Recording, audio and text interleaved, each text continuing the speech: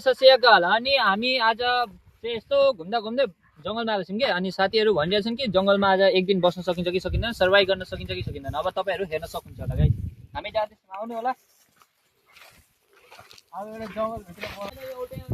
अनि यसो हेर्दा हेर्दै मैले के लाग्यो भन्दाखेरि यहाँ माथि उठेर बस्न पनि हावा कस्तो राम्रो आउँदैछ गाइस हावा यति राम्रो आउँदैछ तर उठेर बस्नु मन लागिरहेछ तर बस्नु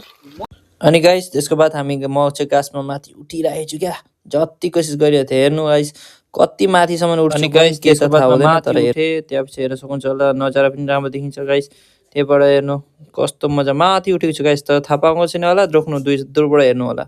यहाँ हेर्दै जानु कस्तो दूर छ हेर्नु हेर्नु हेर्नु कति माथि छ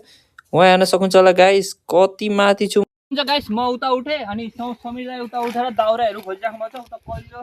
सुकेको यो राम्रो हुन्छ अरे दाउरा अनि उठेर उता दाउराहरू गरिराख्नु भएको छ गाइस यसै बनाएर मेरो भिडियोमा हेर्न सक्नुहुन्छ फाइनली हामी जङ्गलमा आइपुगिसकेछौँ हामी तीनजना छौँ समीर म विवेक अनि आज चाहिँ हामी यहाँ बस्न सक्छौँ कि सक्दैनौँ हेर्न सक्नुहुन्छ होला गाइस यसमा आउन सक्छ अनि गाइस त्यसको बादमा जङ्गलको नजारा पनि हेर्न सक्नुहुन्छ होला गाइस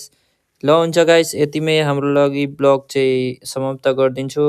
अब यस्तै मेरो भिडियो हेर्नको लागि like and subscribe thank you guys